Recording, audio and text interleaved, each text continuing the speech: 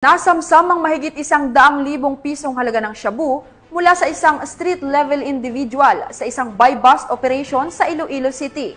Patrolwoman Charmaine Balunsat sa report.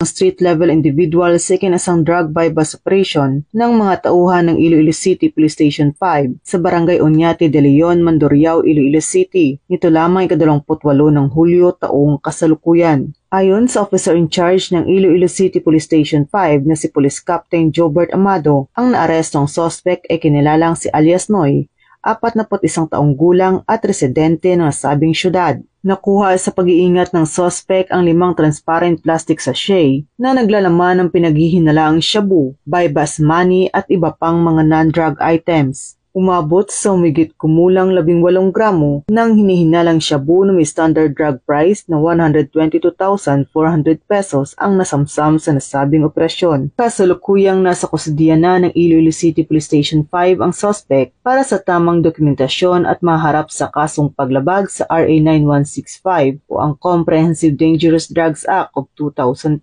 Patuloy ang pagsusumikap ng mga kapulisan sa pagpapalawak ng kanilang kampanya at operasyon kontra ilegal na droga para mapanatili ang kaligtasan ng bawat mamamayan dahil sa bagong Pilipinas, ang gusto ng pulis, ligtas ka. Mula dito sa Western Visayas, ako ang inyong PNN correspondent, Patrolwoman Charmaine Balunsat.